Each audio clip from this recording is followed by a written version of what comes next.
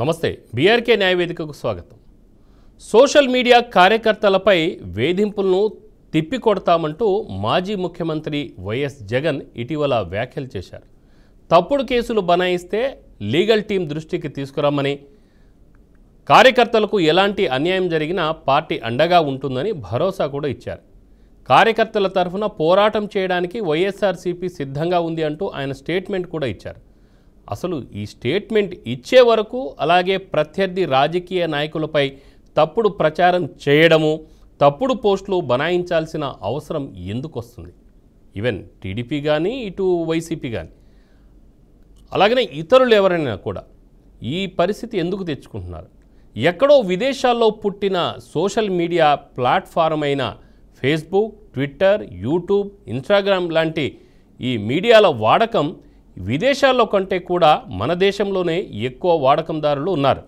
అయితే మితిమీరి వ్యవహరిస్తుంటే, వ్యక్తిత్వ హననం చేస్తుంటే ఎవరు ఊరుకోరు. ఫ్రీడమ్ ఆఫ్ స్పీచ్ ఉంది కదా అని ఆ హక్కును దుర్వినియోగం చేయవద్దని అందరూ చెబుదాం.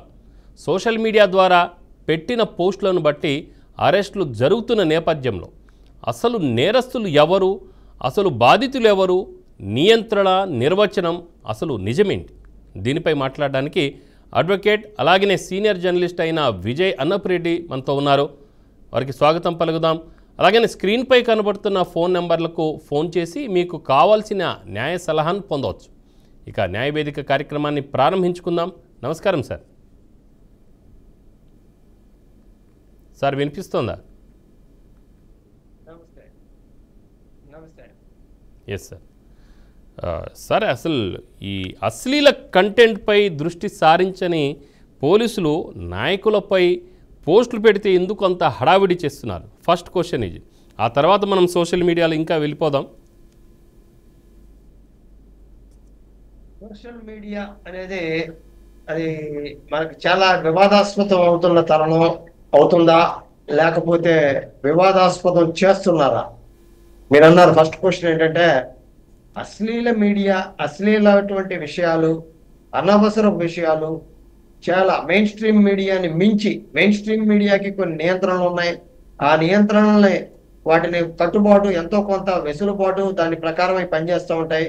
సోషల్ మీడియాలో ఇవాళ వచ్చేటువంటి విషయాల్లో పోర్నోగ్రఫీ మొదలు ఆడవాళ్ళు సొంతంగా రీల్స్ చేసేసేసి మగవాళ్ళు ఆడవాళ్ళు అశ్లీలమైన కంటెంట్ను పెడితే ఏ మాత్రం దృష్టి సారించినటువంటి ప్రభుత్వాలు, న్యాయ వ్యవస్థలు, పోలీసులు ఒక్కసారిగా మా నాయకుడి మీద కేసు పెట్టారని వీళ్ళ అధికారంలో ఉంటే వాళ్ళు, వాళ్ళ అధికారంలో ఉంటే వీళ్ళు ఇలా కేసులు పెట్టుకోవడానికి వెళ్ళటానికి ప్రధానమైన కారణం కక్ష సాధింపు చర్యలని నా వ్యక్తిగత అభిప్రాయం.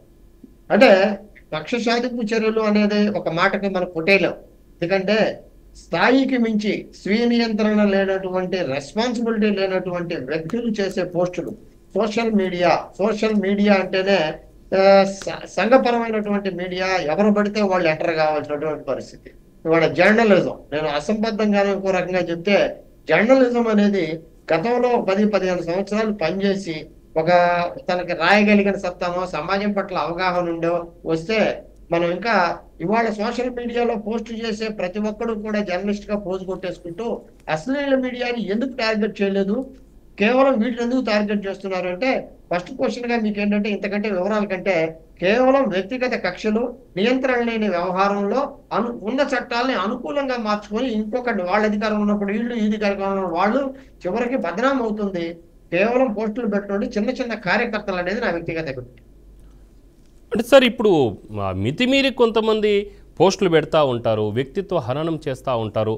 ఫ్రీడమ్ ఆఫ్ స్పీచ్, వాక్ హక్కు, వాక్ స్వాతంత్రం ఉంది కదా అని చెప్పేసి ఏది పడితే అది చెప్పుకుంటూ పోతే, అది అంటే పోస్టులు పెట్టుకుంటూ పోతే అది కరెక్ట్ కాదు కదా. ఇప్పుడు మనం గ్రామాల్లో కూడా మనం చూస్తున్నాం, ఇంటి పక్క వాళ్ళు మన మీద ఏదైనా ఒక చిన్న చాడీ లేదో చెప్తా ఉంటారు. అది కూడా ఫ్రీడమ్ ఆఫ్ స్పీచ్ అని చెప్పేసి అనుకుంటూ అలా పోతే మరి నరకోటాలు, చంపుకోవడాలే జరుగుతూ ఉంటుంది. అలాంటప్పుడు ఎక్కడో పుట్టిన ఈ సోషల్ మీడియా, అంటే ఎక్కడో అమెరికా, విదేశాల్లో పుట్టిన ఈ సోషల్ మీడియా అయిన ఫేస్బుక్ కానివ్వండి, ట్విట్టర్ కానివ్వండి, అలాగనే ఇన్స్టాగ్రామ్, యూట్యూబ్, అనేకమైన వచ్చేసాయి. సో ఇవన్నీ కూడా ఆయా సంస్కృతులను ప్రభావితం చేస్తున్నాయి. అలాగనే మనం దాదాపు 140 కోట్ల జనాభా కలిగిన భారతదేశంలో విదేశాల కంటే కూడా ఎక్కువగా యూజర్స్ మాత్రం మన దేశంలోనే కనబడుతున్నారు. అలాగని ఎక్కువగా గొడవలు కూడా మన దేశంలోనే మరి వ్యాప్తి అవుతుంది రకరకాలుగా. Not only and politics, even religious issues కానీ, ఆధ్యాత్మిక విషయంలో క్రిటిసైజ్ చేయడం కానీ, ఇలాంటివి ఎన్నో చూస్తున్నాం. అసలు ఎందుకు దీన్ని కంట్రోల్ చేయలేమా? మన భారతదేశ యంత్రాంగం దీని మీద కంట్రోల్ చేయడానికి ఎలాంటి ఏమైనా చట్టాలేమి తీసుకురాలేకపోయిందా? చాలా మంచి క్వశ్చన్ రామారావు గారు. ఇక్కడ ఫస్ట్ పాయింట్ ఏంటంటే, మనం ఇందాకనే మాట్లాడాం, సోషల్ మీడియా అనే దాని మీద పెద్దగా ప్రత్యేకమైన నియంత్రణ చట్టం అనేది దాదాపుగా అమెరికాలో కానీ భారతదేశంలో కానీ ఎక్కడా లేదనే చెప్పాలి. కాకపోతే పాశ్చాత్య దేశాల్లో అక్కడ ప్రజలు కొంత డిసిప్లిన్, చట్టం పట్ల కొంత గౌరవం, స్వీయ నియంత్రణ కలిగి ఉంటారు కాబట్టి అక్కడ పెద్దగా సమస్యలు రాలేదు. రెండోది, మనకి ఇక్కడ ఎంత విచ్చలవిడితనము, మరి రాజ్యాంగం మనకు కల్పించినటువంటి 19(2) అధికరణంలో వాక్ స్వాతంత్ర హక్కుని మితిమీరి వాడకం అనేది, మన ఇంటర్నెట్ వాడకం అనేది మొదలైనటువంటి కొద్ది కాలంలో లాస్ట్ 5-10 ఏళ్లలో సాధారణమైన వాడి చేతిలో కూడా మనం ఒక ఆండ్రాయిడ్ ఫోన్ చూడటం, దానిలో డంపింగ్. ఇప్పుడు మీరు ఒక మెయిన్ స్ట్రీమ్ మీడియాలో పనిచేస్తూ ఉన్నారు, ఒక ప్రింట్ మీడియాలో మేము ఉన్నాం, లేకపోతే ఇంకో దాంట్లో మేము ఉన్నాం. మనకు కొన్ని నియంత్రణ సంస్థలు ఉన్నాయి, ప్రెస్ కౌన్సిల్ ఆఫ్ ఇండియానో లేదా బ్రాడ్కాస్టింగ్ కార్పొరేషన్ ఆఫ్ ఇండియానో. ఇట్లా మనం తప్పు చేస్తే ఒకళ్ళ కంప్లైంట్ ఇస్తే చేసేటువంటి అవకాశం, దాన్ని సరిదిద్దుకునే అవకాశం, దాని శిక్షలు అనుగుణంగా మార్పులు చేర్పులు ఉన్నాయి. కానీ ఆశ్చర్యకరమైన విషయం ఏంటంటే, సోషల్ మీడియాని నియంత్రించలేక ప్రభుత్వాలు చట్టాలు తేలేదా, లేకపోతే కొన్ని చట్టాల్లో ఉన్నటువంటి అనుగుణమైనటువంటి కొన్ని చట్టాల ద్వారా ఇప్పుడు ఇవాళ కొత్త విషయం ఏం కాదు, 2015 క్రమంలో కూడా ఇది విపరీతంగా సోషల్ మీడియాలో ఈ రకంగా, అప్పుడు ఇవాళ వైసీపీ చేస్తుందనే పని ఆ రోజు టీడీపీ చేసింది. టీడీపీ చేసిన క్రమంలో ఆ రోజు ఆ పార్టీ ఈ పార్టీ అనే చెప్పడం నా ఉద్దేశం కాదు, కానీ రాజకీయాల అధికారంలో ఉన్నాడు లేనోడు ఇలా చేసేటువంటి ఈ క్రమంలో ఆ రోజు సుప్రీంకోర్టు దాకా చాలా కేసులు వెళ్ళినాయి. 66A of the IT act లో ఏం చెప్పారంటే, రాజ్యాంగంలో ఇలా ఐటీలో మన సోషల్ మీడియాలో పోస్టులు పెట్టిన ప్రతి ఒక్కళ్ళని అరెస్ట్ చేసుకుంటా పోతే మనకి రేపొద్దున వాక్ స్వాతంత్ర హక్కుని హరించుకుంటా పోతా ఉంది. దీన్ని బట్టి 66Aని రద్దు చేస్తున్నాం ఐటీ యాక్ట్ లో అని సుప్రీంకోర్టు రూలింగ్ ఇచ్చిన మాట వాస్తవం.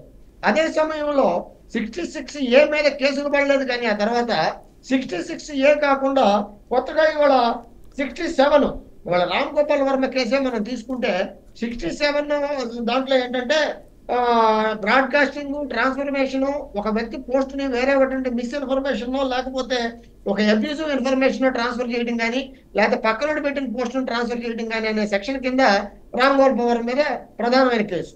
అదే సమయంగా ఇంకా గమ్మత్తైన విషయం ఏంటంటే, మనం ఈ ఒక్క కేసుకి ఏమన్నా అయిద్దా అంటే ఏం కాదు, కానీ ఇప్పుడు అధికారంలో ఉన్నాళ్ళు అవతల వాడు తప్పు చేశాడు అనుకున్నప్పుడు, ఇప్పుడు రామ్ గోపాల్ వర్మ లాంటి వాళ్ళ మీద పెట్టిన కేసులు, మిగతా వాళ్ళ మీద ఇప్పుడు చాలా మంది సోషల్ మీడియా వాళ్ళ మీద పెట్టిన కేసులు సెక్షన్ 336, 336, 353 కూడా పెట్టారు. ఈ 2 సెక్షన్ల ప్రధాన ఉద్దేశం ఏంటంటే, వాళ్ళు పెట్టిన పోస్ట్ వల్ల అవతల వాడికి ప్రాణహాని, అవతల వాళ్ళకి థ్రెట్, అవతల వాళ్ళని బెదిరించడం, వాళ్ళ సేఫ్టీకి భంగం కలిగించడం అనేది ఒకటి. రెండోది అయితే ఏంటంటే, ఇంకా అసాల్ట్, వాళ్ళ మీద దాడి చేసినట్టుగా కానీ, లేకపోతే క్రిమినల్ ఫోర్స్ ఆఫ్ యాక్షన్ అనే పబ్లిక్ సర్వెంట్ ఒక అధికారి కానీ, ఒక మంత్రి గారు కానీ, ఇంకొకళ్ళు వీళ్ళందరూ పబ్లిక్ సర్వెంట్లోకి వస్తే వాళ్ళ మీద అసాల్ట్ చేసినటువంటి సెక్షన్లు పెట్టి ఇవాళ ఇచ్చేసారు. ఈ విషయాన్ని రామ్ గోపాల్ వర్మ మరి ఓపెన్ గానే క్వశ్చన్ చేసిన వాస్తవం. అదే సందర్భంలో మీరు ఇందాక ఒక మాట అన్నారు, విదేశీ మీడియా, మనం సోషల్ మీడియాని కాసేపు విదేశీ మీడియానే భావిద్దాం, rather than saying అది ఒక సోషల్ మీడియా ప్లాట్ఫామ్ అనే దానికంటే. సార్ ఒక్క నిమిషం, ఒక కాలర్ ఉన్నారు, ఆలోచిద్దాం. లాయర్ గారు డిస్కస్ చేద్దాం. ఒక కాలర్ ఉన్నారు, వారితో మాట్లాడదాం. సో లక్ష్మి గారు విజయవాడ నుంచి, నమస్కారం అండి. నమస్కారం అండి, చెప్పండి అమ్మా. మాది విజయవాడ సార్. మా మీద మేము ఒక కంప్లైంట్ పెట్టామండి ప్రాపర్టీ విషయంలో. ఆ ప్రాపర్టీ విషయంలో కేసు పక్కన పెట్టేసి మా మీద తప్పుడు ఎఫ్ఐఆర్ కట్టేసి, మా ఎఫ్ఐఆర్ మీద కాపీల మీద కూడా మా సొంతకాలు లేకుండా ఫోర్జరీ చేసి లోక్ అదాలత్ లో కొట్టేశారండి. అది లోక్ అదాలత్ కేసు అనేది రీఓపెన్ చేయొచ్చా? అంటే ఇప్పుడు మనం జరిగేటువంటి ఈ చర్చకి అది సంబంధం లేకపోయినా మీకు లోక్ అదాలత్లో మీ ప్రమేయం లేకుండా వాళ్ళు కొట్టేశారు అంటున్నారు కాబట్టి అది రివోక్ చేసే అవకాశం ఉంది, దాన్ని ఖచ్చితంగా చేసుకోవచ్చమ్మా. ఇప్పుడు చర్చకు ఉన్న వాస్తవానికి ప్రాపర్టీ ఇష్యూస్ సంబంధం లేకపోయినా don't want to waste your time. మీకు అవకాశం అయితే 100% ఉంది, మీ లాయర్ను లేకపోతే ఏమన్నా దాన్ని బట్టి మీరు సంప్రదించండి. ఎస్, అంటే పర్లేదు సార్, ఇది మనం న్యాయ సలహా కోసము అంటే ఒక టాపిక్ తీసుకున్నప్పుడు మనం తప్పనిసరిగా వేరే కాల్స్ ఏమైనా వచ్చినా కూడా వాళ్ళ డౌట్స్ క్లారిఫై చేయడానికి న్యాయ సలహా ఇవ్వడానికి ఈ న్యాయ వేదిక ఉంటుంది కాబట్టి సార్ చర్చించుకుందాం. చెప్పండి సార్, ఈ రాజకీయాల్లో సోషల్ మీడియా వింగ్ల అసలు పాత్ర ఎలాంటి ఎలా ఉండాలి, మీరు ఇచ్చే సలహాలు ఏంటి? అంటే ఇప్పుడు అరెస్టులు అనేది మనం చూస్తున్నాం. మాజీ ముఖ్యమంత్రి జగన్మోహన్ రెడ్డి గారు ఒక స్టేట్మెంట్ కూడా ఇచ్చారు, ఎప్పుడు మీ ప్రభుత్వం ఉండదు, రాబోయే రోజుల్లో మేము కూడా వస్తాం, ప్రతిదీ గుర్తుపెట్టుకుంటామని చెప్పేసి అంటున్నారంటే ఏంటి? గతంలో కూడా మరి ప్రస్తుత ప్రభుత్వంలో ఉన్న వ్యక్తులు అలాగనే చెప్పారు, గుర్తుపెట్టుకొని మీ మీద కేసులు పెడతామనేనా?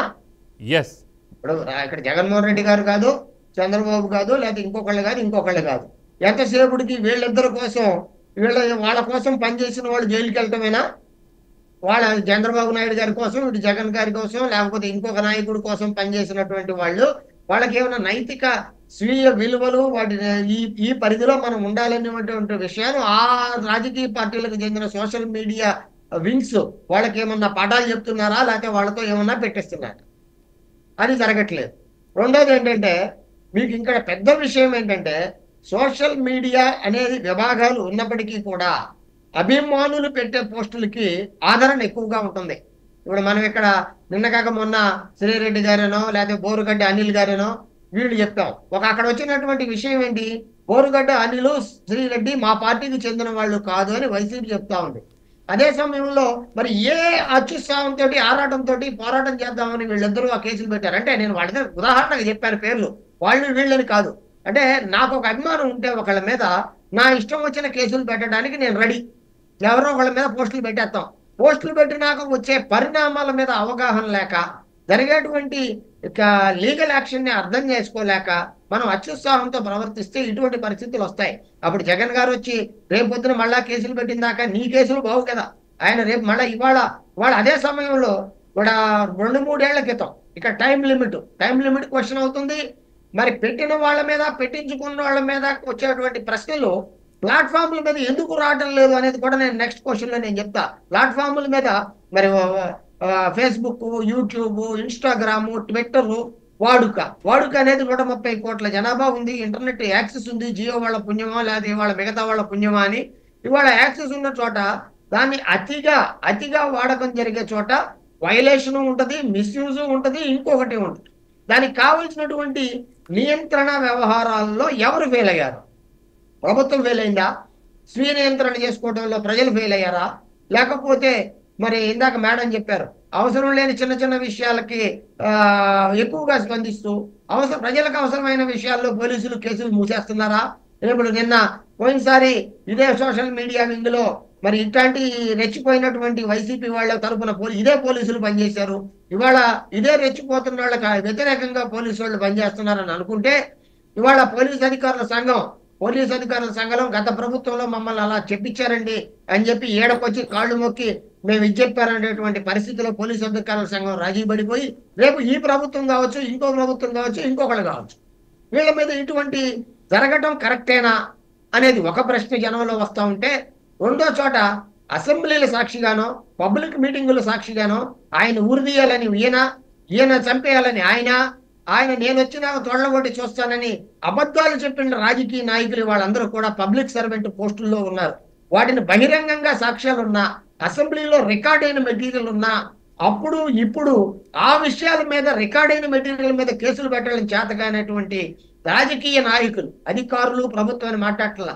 ఈ రాజకీయ నాయకులు, ప్రభుత్వాలు ఇవాళ కేవలం సోషల్ మీడియాలో ఎవరో ఒక అనామకుడు పోస్టు పెట్టాడని వాళ్ళని బలి చేయటం ఎంతవరకు సమంజసం? అయితే ఇక్కడ ఎవరు దెబ్బతింటున్నారు? జగన్ గారి మీద పోస్టు వైసీపీ అభిమాని పెట్టి, అదే టీడీపీ అభిమాని మీద పెట్టాడు. టీడీపీ అభిమాని మీద పోస్టు వైసీపీ ఆయన మీద పెట్టాడు. ఇక్కడ జరిగేది ఏంటంటే, అసలు పెద్దవాళ్ళు ఇద్దరు బాగానే ఉన్నారు, కానీ ఆయన కోసం ఈయన పోస్టు పెడితే, ఇప్పుడు పోస్టు పెట్టింది ఇప్పుడు రామ్ గోపాల్ వర్మ గారు మంచి క్వశ్చన్ రైజ్ చేశాడు. రాజస్థానంలో అగ్రైవ్డ్ పార్టీ, థర్డ్ పార్టీ. అగ్రైవ్డ్ పార్టీ ఇప్పుడు అదేదో వ్యూహం సినిమాలో సంబంధించి ఒక సినిమా ప్రమోషన్ లో భాగంగా ఒక అశ్లీలమైన పోస్ట్ పెట్టాడని ఒంగోలులోని ఒక టీడీపీ కార్యకర్త మా మనోభావాలు దెబ్బతిన్నాయని పెట్టాడు. ఇది అసలు న్యాయస్థానంలో నిలబడుతుందా? కేసు నిలబడదు, కానీ అరెస్టులు జరుగుతాయి. అరెస్టులు ఎందుకు జరుగుతాయి? ఇవాళ అధికారంలో వీళ్ళు ఉన్నారు కాబట్టి, పోస్టులు ఇవాళ చేశారు కాబట్టి. అలాగని గత ప్రభుత్వాలు ఆ విధంగా చేయలేదా అంటే ఖచ్చితంగా చేసినాయి. వాళ్ళని సమర్థించట్లా, వీళ్ళని సమర్థించట్లా.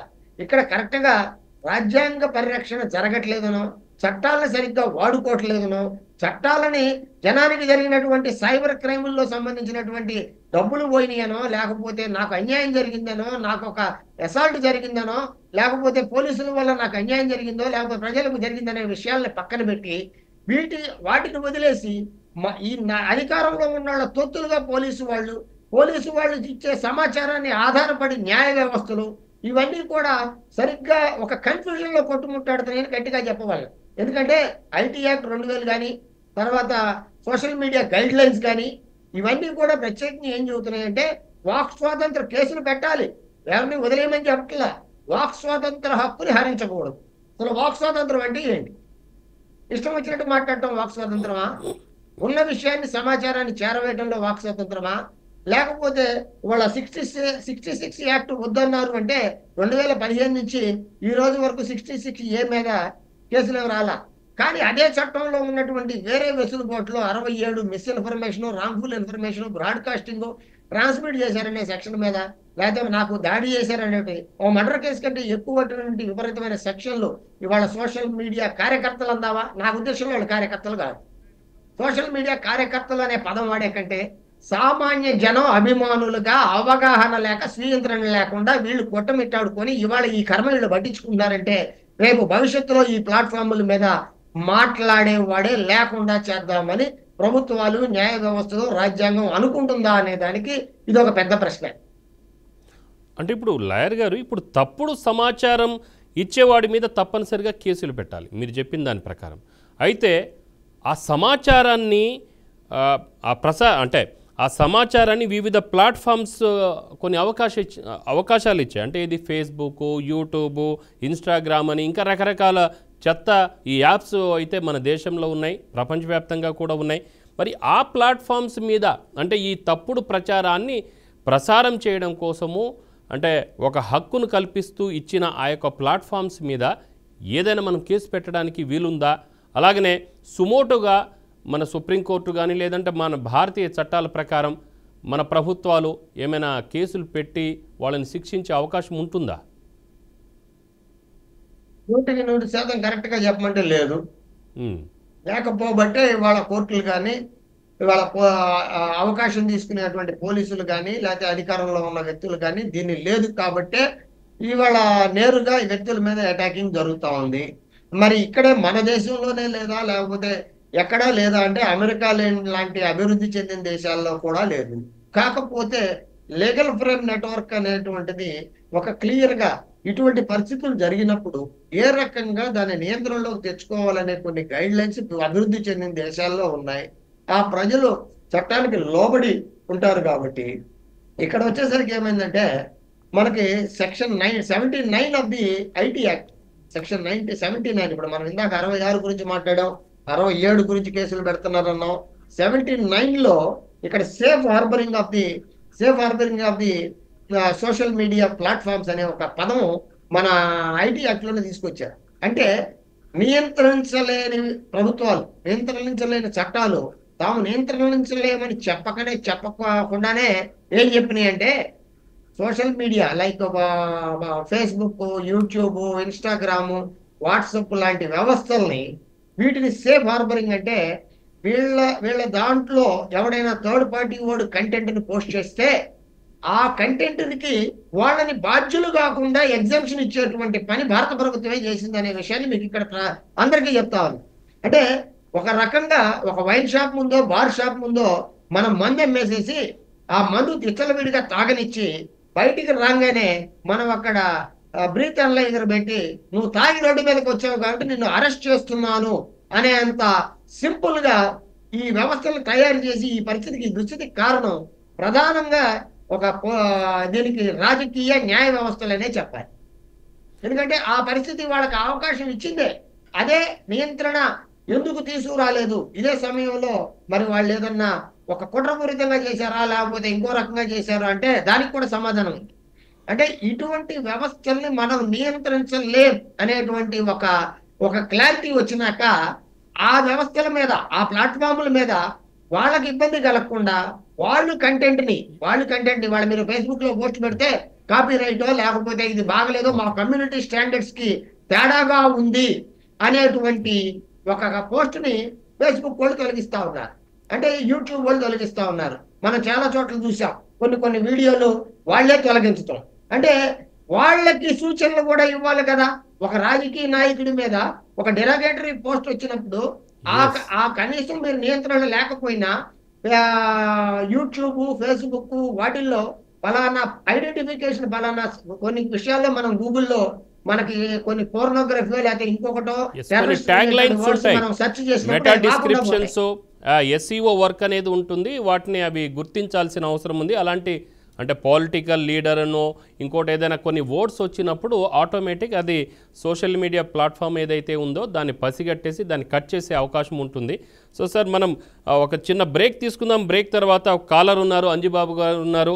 అలాగనే బ్రేక్ తర్వాత మనం అంజిబాబుతో మాట్లాడిన తర్వాత మనం ఈ సోషల్ మీడియాలో పోస్టు పెట్టే ప్రతి వాడు జర్నలిస్ట్ అని చెప్పేసి ఈ మధ్య హైదరాబాద్లో కూడా ఒక సోషల్ మీడియా జర్నలిస్టుల ఫోరం అని చెప్పేసి ఒక అసోసియేషన్ దాపురించింది. దాని మీద కూడా మనం చర్చకి వెళ్దాము. ఇక ఒక కాలర్ ఉన్నారు, అంజిబాబు గారు. నమస్కారం అంజిబాబు గారు.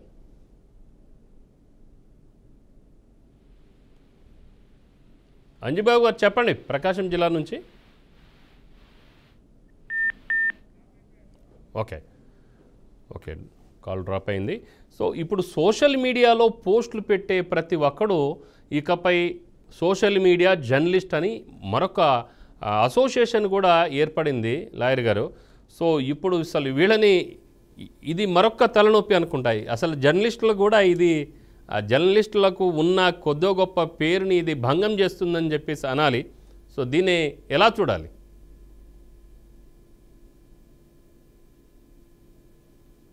లాయర్ గారు అన్మ్యూట్ చేయండి. మీరు ఒక వృత్తిరీత్యా జర్నలిస్టు, నేను అనుకోకుండా జర్నలిస్ట్ అవ్వచ్చు, ఇవాళ సీనియర్ జర్నలిస్ట్ స్థాయికి మనం రాగలిగామంటే దాని వెనక చాలా శ్రమ, దాని సమాజం పట్ల అవగాహన కొన్ని ఉన్నాయి. అదే సమయంలో ఇవాళ ఏమైపోయిందంటే సోషల్ మీడియా పోస్టు లేకపోతే ఏదన్నా వాట్సాప్ లో ఒక పోస్టు రాసేసి 4 ముక్కలు రాయగలిగిన ప్రతి వాడు ఫస్ట్ ఎలా స్టార్ట్ అయిందంటే అది యూట్యూబర్స్ విధానంలో స్టార్ట్ అయ్యి, యూట్యూబర్ అనగానే వాడి భాష, ఉచ్చారణ, మాట్లాడటం ఏదైనా లేమన్ లాంగ్వేజ్ లోకి వచ్చేసిన ఇక్కడ మళ్ళీ తప్పు. ఇక్కడ వాళ్ళందరూ ఏమైందంటే ఒక ప్రొటెక్షన్, జర్నలిస్ట్ అనగానే ఇటువంటి రావడానికి ప్రధాన కారణం నేను అనుకోవటం జర్నలిస్టు, లాయరు ఇటువంటి ప్రొఫెషన్లో ఒక ప్రొటెక్షన్ కొంతమంది ఫీల్ అవుతున్నారనేటువంటి ఒక భ్రమతోటి వీళ్ళందరూ కూడా సోషల్ మీడియాలో పోస్ట్ పెట్టి 10 మంది ఫాలోవర్స్, రీచబిలిటీ ఎక్కువ ఉంటాం, ఫాలోవర్స్ నెంబర్స్, లైక్లు ఎక్కువ ఉన్న ప్రతివాడు నేను రాసిన దానికి ఆమోదం వచ్చింది, నేను రాసిన దాన్ని ప్రజలందరూ సరివేస్తున్నారు అనేటువంటి భ్రమలో వీళ్ళు సెక్యూరిటీ కోసం, స్వీయ నియంత్రణ కోసం మీరు అన్నట్టుగా నేను కూడా చూశాను. మొట్టమొదటి ఎక్కడ మొదలైందంటే ఆన్లైన్ జర్నలిస్టుల సంఘం ఒకటి మొదలైంది హైదరాబాద్. ఆ తర్వాత వెబ్ మీడియా జర్నలిస్టులు అని మొదలైంది. ఇవాళ ఫేస్బుక్ జర్నలిస్టుల సంఘం, ఇన్స్టాగ్రామ్ సంఘం, ఇట్లా రకరకాల వ్యవస్థలు వచ్చేసినాయి.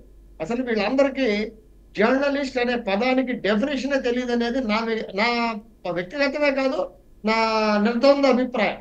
ఏంటంటే జర్నలిజం అనే దాని పట్ల ఫస్ట్ కలిగి ఉండాల్సింది సమాజం పట్ల అవగాహన, ప్రశ్నించే తత్వం, దాన్ని ముక్కుసూటిగా ఇది చేయడంతో పాటు దాన్ని విశ్లేషించి ప్రజలకు చెప్పగలిగేటువంటి ఒక విధమైనటువంటి ఒక ఇది కావాలి, ట్రైనింగ్ కానీ, లేకపోతే వాళ్ళందరూ వాళ్ళు వచ్చింది కానీ.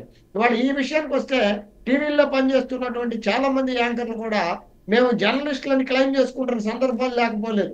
అంటే తమ ముందున్నటువంటి ఒక దీన్ని వాళ్ళందరూ వాళ్ళు ప్రాంప్ట్ని చదువుకుంటా వెళ్ళిపోతున్న వాళ్ళు కూడా మేము సీనియర్ జర్నలిస్టులమి అని క్లెయిమ్ చేసుకునే దుస్థితిలో వ్యవస్థ ఉన్నప్పుడు ఫేస్బుక్ లో పోస్ట్ పెట్టి నేను 10 మందికి నా కెమెరా ముందు నా ఫోన్ నుంచి నేను వీడియో తీసి నేను 10 మందికి నేను సమాచారం ఇస్తున్నా కదా, వాళ్ళు అక్కడ చూసి చదువుతున్నారు, నేను కూడా ఇక్కడ చదువుకొని చేస్తున్నాను, ఇటువంటిది ఎవరినైనా విమర్శించడమే జర్నలిజం అనే పరిస్థితిలో దౌర్భాగ్య స్థితి ఇవాళ జర్నలిజానికి వచ్చిందనేది క్లియర్. ఒకప్పుడు అక్రిడేషన్ల విషయాల్లో ఇప్పుడు వర్కింగ్ జర్నలిస్టులకు మాత్రమే, వర్కింగ్ జర్నలిస్టులకు క్లియర్ డెఫినేషన్ ఉంది.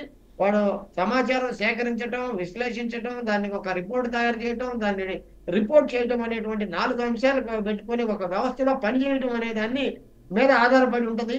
వర్కింగ్ జర్నలిస్ట్ పోయి జర్నలిస్ట్ అయ్యాడు, జర్నలిస్ట్ పోయినాక మిగతా విభాగాల్లాగా డెస్క్ జర్నలిస్ట్ అని ఒక ఆయన అంటున్నారు, ఫ్రీలాన్స్ జర్నలిస్ట్ అని ఒక ఆయన అంటున్నాడు, కెమెరామెన్ కూడా జర్నలిస్ట్ అని క్లెయిమ్ చేసేటువంటి పరిస్థితుల్లో ఇవాళ జర్నలిజం ఉంది. అలాగే టీవీలో పనిచేసేటువంటి యాంకర్లు, ఎంటర్టైన్మెంట్ ఛానల్లో నటించేటువంటి నటులు, రోడ్డు మీద పోయేటువంటి వాళ్ళు తమకి ఈ జర్నలిస్ట్ కార్డు లేదా జర్నలిజం అనే ట్యాగు మనకు ఒకటి ఇది ఒక సెక్యూరిటీగా ఉంది అనేటువంటి పరిస్థితుల్లో నియంత్రణ లేని వ్యవహారం. ఎవరు చెప్పాలి any qualifications to be recognised journalist అంటే దానికి దురదృష్టవశాత్తు జర్నలిస్ట్ స్థాయి నుంచి మీడియా హౌస్ లోకి జర్నలిజం వెళ్ళింది. మీడియా హౌస్ నుంచి ఇవాళ వాటికి ప్యారలల్ గా వాటికి మించిన దౌర్భాగ్య స్థితిలో ఇవాళ సోషల్ మీడియాలో పోస్ట్ చేసేటువంటి నియంత్రణ. సోషల్ మీడియా ఇప్పుడు మనం వాళ్ళందరికీ ఒక సూచన చేద్దాం. ఇదే సందర్భంలో ఆన్లైన్ జర్నలిస్టులు అని చెప్పుకుంటున్న వీళ్ళకి ఆన్లైన్ జర్నలిజం లో వాళ్ళకి మనం క్లియర్ గా ఇవ్వాలనుకుంటుంది ఏంటంటే మీ విధానాలు ఏంది, మీ తరపునటువంటి మీ సంస్థలో సభ్యుడైనటువంటి వాడు తప్పుడు పోస్టులు పెడితే దానికి మీ సంస్థ కట్టుబాటుగా ఉంటుందా అనేటువంటి చర్చ గనక వాళ్ళతో మనం ఆ సంఘాలతో మనం చేయగలిగితే, లేకపోతే ఆ విధి విధానాలు ప్రభుత్వం గనక ఫలానా సంఘంలో సభ్యుడైనటువంటి వాడు ఇటువంటి తప్పుడు పోస్టులు కానీ తప్పుడు వ్యవహారాన్ని కానీ ప్రచారం చేస్తే ఈ రకమైన శిక్షణ విధి విధానాలు లేనంత కాలం ఇటువంటి ప్రతి వాడు 4 మాటలు రాయగలిగి 4 ముక్కలు చెప్పగలిగి లేకపోతే 4 లైకులు వీటన్నిటికంటే దౌర్భాగ్యం ఏంటంటే ఇప్పుడు దాకా ఒక మాట చెప్పుకున్నాం, ఏది విదేశీ సోషల్ మీడియా ప్లాట్ఫామ్స్ ని మనం ఎంకరేజ్ వస్తా ఉన్నాం. అదే సమయంలో ప్రభుత్వాల లిబరలైజేషన్ పాలసీలో మీడియా సంస్థల్లో 100% ప్రభుత్వ పెట్టుబడులు ఎఫ్డిఐలు ఫారిన్ డైరెక్ట్ ఇన్వెస్ట్మెంట్లని అవకాశం ఇచ్చింది ఈ ప్రభుత్వాలే. ఈ ప్రభుత్వం అనేది పక్కన పెడితే సమాచార విస్తరణకి మనం సోషల్ మీడియాని వాడుకోవాలే తప్ప సమాచారాల దూషణకు కానీ లేకపోతే దాని విశ్లేషణలకు వాడుకున్న తప్పలేదు, కానీ వ్యక్తిగత దూషణలకు వాడుకునే స్థాయికి ఈ సోషల్ మీడియాలను తీసుకొచ్చింది. ప్రజల కంటే వీటి బ్లేము ప్రత్యేకంగా రాజకీయ పార్టీలకే వెళ్తుంది. ఈ సంఘాలను నియంత్రించాల్సినటువంటి అవసరం కూడా జర్నలిస్ట్ సంఘాలుగా పేరు రిజిస్టర్ చేయాలన్నా, జర్నలిస్ట్ సంఘాలుగా ఎవరన్నా ఇంకో సంఘం పెట్టాలన్నా ఒక విధి విధానాలు ప్రభుత్వాలు, రాష్ట్ర ప్రభుత్వాలు ముఖ్యంగా తీసుకురావాల్సిన అవసరం ఉంది. రిజిస్టర్ ఆఫీసుల్లో ఆన్లైన్ జర్నలిస్టుల సంఘం, వెబ్ మీడియా సంఘం, ఈ సంఘం ఆ సంఘం అని రావడానికి వీలైనటువంటి పరిస్థితులు కల్పించాల్సినటువంటి లాయర్ గారు మీరు చెప్పిన దాని ప్రకారం ప్రభుత్వాలే. లాయర్ గారు మీరు చెప్పిన దాని ప్రకారం ఇప్పుడు ఎంటర్టైన్మెంట్ ఛానల్స్లలో పనిచేసే యాంకర్స్ కూడా జర్నలిస్టుగా అలా చెప్పుకుంటున్నారంటే అది తప్పే ఎలాగైనా. కానీ మీడియా హౌస్లో పనిచేస్తున్న మరి యాంకర్స్, న్యూస్ ప్రజెంటర్స్ ఉంటారు, మరి వాళ్ళు కూడా కొంతమంది జర్నలిస్టులుగా ట్యాగ్ చేసుకొని వెళ్తున్నారు, బయట కూడా చలామణి అవుతున్నారు. అంటే నిజంగా వాళ్ళు ఫీల్డ్ మీద వెళ్ళి వార్తలు రాస్తున్నారు, సేకరిస్తున్నారంటే పర్వాలేదు. కానీ కొంతమంది మరి ప్రజెంటర్స్గా మాత్రమే మీడియా హౌస్లో ఉండి న్యూస్ ప్రజెంట్ చేసే వాళ్ళు కూడా ఉంటారు. అలాంటి వాళ్ళు కూడా కొంతమంది ఇలా కనబడుతున్నారు. వీళ్ళు కూడా జర్నలిస్టులు అని చెప్పుకుంటున్నారు. వీళ్ళని ఏ విధంగా భావించవచ్చు? అంటే మిస్యూజ్ చేస్తున్నారని అనుకోవచ్చా? నా వ్యక్తిగత అభిప్రాయం ప్రకారం ఇది మిస్యూజ్. గతంలో 2 వ్యవస్థలు ఉండే. అసలు టీవీ ఛానల్ కాస్త కొన్ని తెలుగు మన దగ్గర మొదలైంది. న్యూస్ టీవీ ఛానల్ అనేటువంటి ఒక శకం సపరేట్ గా వచ్చింది. దాని నుంచి 1 నుంచి 10 వరకు లేకపోతే అంతకు మించి ఎక్కువ అంకెల వరకు న్యూస్ ఛానల్ విస్తారంగా పెరగడం మనం చూసాం. సార్ అడ్వకేట్ గారు, ఇప్పుడు నేను కూడా ఎంసీజే చదువుకున్నాను. సో అందులో నేను చూసిన జర్నలిజం అయితే ఒకటి ప్రింట్ మీడియా, తర్వాత ఎలక్ట్రానిక్ మీడియా, తర్వాత రేడియో, 4వది వచ్చేసి వెబ్ జర్నలిజం అని అప్పుడే స్టార్ట్ అయిందండి. అంటే వెబ్ జర్నలిజం కూడా మనం తీసేయకూడదు, ఎందుకంటే దాంట్లో కరెక్ట్గా వార్తల కంటెంట్ ఉంటేనే దాన్ని వెబ్ జర్నలిజం అని చెప్పేసి అన్నారు. ఇవి మాత్రం నేను చదువుకున్న సబ్జెక్ట్స్లలో కూడా చూశానండి. కానీ ఈ సోషల్ మీడియా అనేది మాత్రం ఎన్నడూ చూడలేదు. బట్ ఇది మాత్రం ఇప్పుడు ఇక్కడ డామినేట్ కూడా చేస్తుందని చెప్పేసి అనాలి. సార్, ఏదేమైనప్పటికీ మనం ఇంకా కంటిన్యూ చేద్దాము. ఒక కాలర్ ఉన్నారు, మాధవరెడ్డి గారు కడప నుంచి. మాధవరెడ్డి గారు. హలో, నమస్కారం అండి. నమస్కారం అండి. సార్, ఏం లేదు, ఫస్ట్ ఆఫ్ ఆల్ మీరు చేస్తున్నటువంటి ఏదైతే పోస్టులు, విలేకరులు ఈ విషయంలో మాట్లాడే ముందు నిన్నటి రోజు ఎస్సీ యాక్ట్ ఏదైతే విచారణాధికారి ఉన్నాడో విచారణాధికారి లోపభూయిష్టంగా ఉన్నాడన్న దానిపైన నాకు సరైన క్లారిటీ రాలేదు. నిన్న ఆయన పైన ఎలాంటి కేసులు, ఎలా చర్య తీసుకోవచ్చు అనేది అడిగాను. ఆ విషయం అయితే నిన్నటి లాయర్ గారు వివరణ ఇవ్వలేదు. అలాగే దానికి కూడా ఇప్పించాలని కోరుకుంటూ, ఈ రోజు నాటి విలేకరులకు నేటికి పెంకుటిల్లే, నేడు విలేకరులకు సర్వభోగాలు సర్వ సుఖాలు. అంటే అందరూ అని కాదు, కొందరు. ఇది వాస్తవం. ఎందుకంటే నాడు విలేకర వ్యవస్థ నీతి, నిజాయితీ, నిబద్ధతతో పనిచేశారు. వాళ్ళకు ఇంకా ఇప్పటికీ పెంకుటిల్లే ఉన్నాయి. కానీ నేను కొంతమంది విలేకరులమని చెప్పుకుంటూ సర్వభోగలాలసాలు అనుభవిస్తున్నారు, ఆస్తులు కూడా పెడుతున్నారు. కాబట్టి అది తప్ప ఒప్ప వాస్తవిక కోణంలో పోతే న్యాయ విచారణ చేయడం కానీ, వాస్తవికంగా అంటే ఒక వ్యవస్థలో, ఒక జిల్లాలో 3 నెలలకు ఒకసారి జరిగేటటువంటి క్రైమ్ మీటింగ్ చర్చలో, అంటే ఎస్పీ గారి దగ్గర నుంచి కింది స్థాయి సిబ్బంది వరకు ఒక చర్చ నడుస్తుంది. ఆ చర్చలో ఏ విషయాన్ని వాళ్ళు పరిగణలోకి తీసుకుంటున్నారు, ప్రజా సమస్యలు ఏమిటి, ఆ ప్రాంతంలో ఉన్నటువంటి నడవడిక ఆధారంగా కొంతమంది గూండాయిజం, రౌడీయిజం చేసేటటువంటి వాళ్ళు కూడా వాళ్ళ దృష్టికి వస్తున్నారు. వాళ్ళతోనే కలిసి తిరుగుతున్నారు. వాళ్ళ మీద రిపోర్ట్లు చేయరు, వాటి మీద చర్చ నడవదు. ఎలా వ్యవస్థ బాగుపడుతుంది? నేనేమంటున్నా అంటే, ప్రతి వ్యవస్థలో తప్పుడు వ్యక్తులు వస్తారు, మంచి వ్యక్తులు వస్తారు. కానీ మంచి వ్యక్తిని తోచుకుంటూ చెడ్డ వ్యక్తి పైకెక్కిపోతున్నాడు. పైకెక్కేదానికి సపోర్ట్లు కూడా చేస్తున్నారు. అది రాజకీయ వ్యవస్థ కావచ్చు, ఇతర వ్యవస్థ కావచ్చు. ఒకటి మేము అడుగుతున్నది ఏంటంటే, వ్యవస్థలను సరిదిద్దాల్సినటువంటి ప్రభుత్వంలో ఉన్నటువంటి రాజకీయ పార్టీలు ఇవి సరైన దిశలో నడుస్తున్నాయా, నడవలేదనేది నా అభిప్రాయం. అవి నడవాలని మా యొక్క కోరిక. ఎందుకు అంటే, ప్రజలకు ఇచ్చేటటువంటి ఏదైనా సరే ఒక ఇన్ఫర్మేషన్ లో కానీ, ఒక విషయంలో కానీ, ఒక విషయ అవగాహనలో కానీ, లేకుంటే ప్రజలను ముందుకు తీసుకెళ్లేటటువంటి, చైతన్యవంతం చేసేటటువంటి విషయంలో అనేక డ్రాప్ అవుట్లు ఉన్నాయి. సామాన్యుడు ప్రశ్నించడానికి నేడు ఈ రోజు బీఆర్కే న్యూస్ వాళ్ళు పెట్టిన కొన్ని ఛానళ్ళ వలన మేము చెప్పుకోగలుగుతున్నాం. ఎందుకంటే మేము యూట్యూబ్లు పెట్టలేము, ఛానళ్ళు పెట్టలేము. కనీసం ఎన్నో సమస్యలు ఉన్నాయి సమాజంలో. అవును, వ్యవస్థలో అణగారిపోయి ఎంతో ఇబ్బందులు పడుతూ, ఎన్నో సమస్యలు ఎదుర్కొంటూ, న్యాయ వ్యవస్థలో కూడా మీకు ఇంత గతంలో కూడా చెప్పా, మేము సలహాలు, సూచనలు, లాయర్లు ఉన్నామంటున్నారు. అది ఉత్తది, అడ్వర్టైజ్మెంట్కు బోర్డులు తప్ప అవి పని చేయటం లేదు. అది సుప్రీంకోర్టు వారు ఈ విషయాన్ని సుమోటగా తీసుకున్నా ఓకే, ఒకవేళ నేను ఏదైనా తప్పు మాట్లాడితే శిక్షకు కూడా నేను రెడీ. కానీ నాకు సమాధానం కావాలా, వాస్తవం ఉంది. మాధవరెడ్డి గారు, మీరు అడిగిన క్వశ్చన్ ఏదైతే ఉందో, నిన్నటి దినమున జరిగిన ఎస్సీ ఎస్టీ అట్రాసిటీకి సంబంధించిన ఆ చట్టం మీద మనం నిన్న డిస్కస్ చేసుకున్నాం. అయితే ఆ సందర్భంగా ఎస్సీ ఎస్టీ కేసులు నమోదు చేసినప్పుడు ఆ విచారణ అధికారి తప్పుగా అంటే ఎవరైనా కేసు, అంటే బాధితుడు కేసు పెట్టినప్పుడు ఒక అగ్రవర్ణాలకు సంబంధించిన ఒక వ్యక్తి మీద అట్రాసిటీ కేసు నమోదైంది. ఆ తర్వాత కోర్టుకు వెళ్ళినప్పుడు ఈ పరిశీలించిన తర్వాత ఒక 4 గోడల మధ్య జరిగిన కేసు కాబట్టి దీన్ని అట్రాసిటీ కింద తీసుకోలేము అని చెప్పేసి కర్ణాటక కోర్టు దాన్ని కొట్టివేసింది.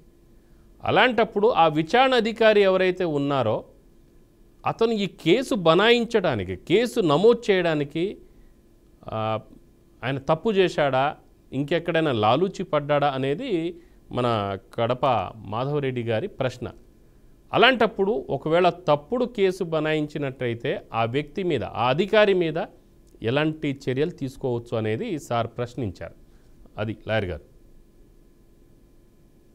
సార్, ఇదే విషయాన్ని గతంలో కూడా మేము ఒకసారి చెప్పాము. ఏంటంటే, ఒక కోర్టు కేసులో మీరు అన్నట్టుగా కాసేపు విచారణ అధికారి విషయం పక్కన పెడదాం. ఒక కేసులో వాద్యంలో ఇద్దరు వాది ప్రతివాది ఇద్దరు ఉంటారు, ఇద్దరికి చెరొక లాయర్ ఉంటారు. ఎవరో ఒకళ్ళు తప్పు చేసి ఉంటారు, వాళ్ళకి ఖచ్చితంగా రెండో వాడికి శిక్ష పడుద్ది, లేకపోతే వాడు తప్పించుకున్నాడో లేకపోతే ఇది జరిగిందో ఇది జరిగిందో. వీళ్ళిద్దరూ కూడా కోర్టులోకి వెళ్ళి వాది కానీ ప్రతివాది కానీ కోర్టులోకి వెళ్ళి లాయర్ గారికి వాళ్ళ బాధ నేరుగా చెప్పుకోవాలా. మధ్యలో కాబట్టి లాయర్ అనేటువంటి వ్యవస్థ ద్వారా కోర్టులో చెప్పారు, లాయర్ సలహాల మీదనే కోర్టులో నడిచారు. అయితే చివరికి ఏం జరిగిందంటే ఒకటి శిక్ష పడ్డ లాయర్కి ఫీజు వచ్చింది, శిక్ష పడ్డ తరపున వాదించిన లాయర్కి ఫీజు వచ్చింది, శిక్ష పడి చేయించినోడికి ఫీజు వచ్చింది. వీళ్ళిద్దరూ సేఫ్ గానే ఉన్నారు, ఒకడు అన్యాయం అయిపోయాడు. మరి వీడు తప్పు చెప్పించినోడికి మరి లాయర్లకు శిక్ష లేదా అనే ప్రశ్న గతంలో మేము ఒక లీగల్ అడ్వైజర్ గా మేము కూడా రైజ్ చేసినటువంటి విషయమే. రాజ్యాంగంలో ఉన్నటువంటి లొసుగులు మీరు అన్నట్టుగా వ్యవస్థల్లో ఉన్నటువంటి లొసుగులు ఆ రోజు కేసు పెట్టాయి. వాళ్ళ ఎఫ్ఐఆర్ విషయాలకు వద్దాం. మనం భారతదేశంలో కట్టేటువంటి ఎఫ్ఐఆర్లో ఇప్పుడు మన ప్రతి దాంట్లో 80 నుంచి 90% అటువంటి ఎఫ్ఐఆర్లు తప్పుడువే. అంటే కన్ఫెషన్ స్టేట్మెంట్, ఇవాళ సోషల్ మీడియా కేసు కానీ లేకపోతే ఇంకొక కేసు కానీ ఆయన నేరం చేశాడని ఒప్పుకున్నాడు, ఫలానా వాడు చెయ్యమన్నాడని నేను చేశాను, ఎస్సీ ఎస్టీ కేసు కావచ్చు ఇంకోటి కావచ్చు. ఓ నేరం ఒప్పుకున్నాడు అని చెప్పకపోతే ఆ కేసు కోర్టు దాకా వెళ్ళదు. కాబట్టి పోలీసు వాళ్ళు ఏం చేస్తారు, కన్ఫెషన్ స్టేట్మెంట్ రూపంలో నేరస్తుడు మేము తీసుకొచ్చి మా పద్ధతిలో మేము విచారించినప్పుడు కన్ఫెషన్ స్టేట్మెంట్ ఇచ్చాడు, నేరం చేశానని ఒప్పుకున్నాడు. మరి ఇది సాంప్రదాయబద్ధంగా జడ్జి ముందుకు వెళ్ళినప్పుడు నిన్ను కొట్టారాగా అంటే నన్ను కొట్టలేదని వీడు చెప్పాలి, లేదంటే మళ్ళా కొడతారు. ఈ వ్యవస్థల్ని యూజు మిస్యూజు ఇట్లా ఈ వ్యవస్థల్ని ఊడుకునేటువంటి వ్యవస్థల్ని ఎవరిని ఇచ్చేస్తా ఉన్నారు. మీరు అన్నారు ఇంకో పాయింట్, విలేకరులు గతంలో చాలా నిజాయితీగా పనిచేశారు, పెంకటేళ్ళలో ఉన్నారు అని. మీకు తెలియని విషయం, విలేకరుల తరపు నుంచి ఒక సీనియర్ జర్నలిస్ట్ గా కూడా నేను ఒక మాట చెబుతున్నా, చాలా సంస్థల్లో 90% మీడియా సంస్థల్లో జీతాలు లేవు అనే విషయం ఈ ప్రజలకు తెలుసా? జీతాలు లేకుండా మరి వాడు ఎందుకు ఉద్యోగం చేస్తున్నాడు అంటే 2 కారణాలతో చేస్తా ఉన్నారు. ఒకటి ఏంటంటే ఆ జర్నలిజం అనేటి పెచ్చలోంచి సమాజం పట్ల నుంచి రాని వాళ్ళు కొందరైతే, ఇంకొంతమంది ఆ జర్నలిజం ముసుగులో ఆన్లైన్ జర్నలిస్టులు, ఈ జర్నలిస్టులు ఆ జర్నలిస్టులు అని ఒక సెక్యూరిటీ యాంగిల్ తన చుట్టూ చేసుకొని సమాజాన్ని దోచే ప్రక్రియ చేసే జర్నలిస్టులు కూడా లేరని నేను చెప్పను. కాకపోతే ఏంటంటే ఈ 2 రకాలుగా వ్యవస్థల్ని నిర్వీర్యమైనటువంటి వ్యవస్థల్ని బట్టి రాజ్యాంగం గురించి వ్యవస్థలను బాగు చేయడం గురించి మాట్లాడేటప్పుడు మొన్న మనం 75వ రాజ్యాంగ దినోత్సవం చెప్పాం. రాజ్యాంగాన్ని మన వాళ్ళందరూ ఏమంటున్నారు, మోడీ గారి దగ్గర నుంచి రాహుల్ గాంధీ గారి దగ్గర నుంచి మన నాయకులందరూ రాజ్యాంగం అనేది ఒక భగవద్గీత, రాజ్యాంగం అనేది ఒక ఖురాను, రాజ్యాంగం అనేది ఒక బైబిల్ అంటున్నారు. రాజ్యాంగం బైబిల్ ఖురాను భగవద్గీత అయితే మరి ఇవన్నీ కూడా బైబిల్ అనేది మార్పులు జరగల, ఖురాన్ అయితే అసలు మార్పులే జరగల, భగవద్గీత జరిగినటువంటి తీసుకెళ్లి పాస్ట్ వర్షన్లోకి పాత దాంట్లోకి తీసుకెళ్లారు. ఈ 3 వ్యవస్థలని దృష్టిలో పెట్టుకొని మార్పులు జరగని మత గ్రంథాలతో పోల్చేటువంటి ఈ ముగించుకుందాము లాయర్ గారు. సో మొత్తానికైతే విదేశాల్లో ఎక్కడో పుట్టిన ఈ సోషల్ మీడియా యాప్లు ఏదైతే ఉన్నాయో అది ఒక విధంగా చాలా ప్రమాదానికి కూడా దారితీస్తుంది. ఇక దీని మీద చర్చించడానికి వచ్చిన అన్నప్రెడ్డి విజయ్ గారికి ధన్యవాదాలు. ఇక భావస్వేచ్ఛ అనేది అవసరమే, కానీ మీరు వ్యక్తీకరించే భావం ఇతరుల వ్యక్తిత్వ హననానికి కారణం కావద్దు. ప్రపంచవ్యాప్తంగా సోషల్ మీడియా కార్యకర్తలు పెడుతున్న పలు పోస్టులు వ్యక్తిత్వాన్ని అలాగే భక్తి భావాలను కించపరిచేలా ఉన్నాయి. అందుకే ఇటీవల వచ్చిన న్యాయ సంహిత అంటే కొత్త చట్టాల్లో ఈ సోషల్ మీడియాలో మితిమీరి ప్రవర్తిస్తున్న వ్యక్తులను కఠినంగా శిక్షించే విధంగా చట్టాలు చేశారు. ముఖ్యంగా మన తెలుగు రాష్ట్రాల విషయానికి వస్తే ఆంధ్రప్రదేశ్ రాష్ట్రంలో గత ప్రభుత్వ హయాంలో ప్రతిపక్ష నాయకులు వారి కుటుంబ సభ్యుల పట్ల వ్యక్తిగతంగా కించపరచడాన్ని కొందరు నాయకుల అభిమానులు కేసులు పెడుతున్నారు. దీంతో ఆ రాష్ట్రంలో సోషల్ మీడియాలో ఎబ్బెట్టైన పోస్టులను కట్టడి చేసేందుకు కొత్త చట్టాన్ని తీసుకురావాలని ఆ ప్రభుత్వం కేంద్ర ప్రభుత్వానికి సిఫార్సు చేయాలని యోచిస్తోంది. రెచ్చిపోయి పోస్టులు పెడితే సామాన్యులు సెలబ్రిటీలు అనే తేడా లేకుండా నిర్మోహమాటంగా శిక్షకు పాత్రులవుతారు. కాబట్టి సోషల్ మీడియాను వాడే ప్రతి వ్యక్తి మీ ప్రవర్తన మీ కంటెంట్లకు ఓ గీటు రాయి వేసుకొని పోస్టులు పెట్టాల్సిన అవసరం ఉంది. ఇది ఈరోజు న్యాయవేదికలో స్పెషల్ టాపిక్. మరో టాపిక్తో మళ్ళీ రేపు సాయంత్రం 5 గంటలకు ప్రసారమయ్యే బీఆర్కే న్యాయవేదికలో కలుసుకుందాం. అందరూ సిద్ధంగా ఉండండి. ఇది ఇవాళ టాపిక్. మరో టాపిక్తో మళ్ళీ కలుసుకుందాం. చూస్తూనే ఉండండి బీఆర్కే న్యూస్, తెలుగోడి సత్తా.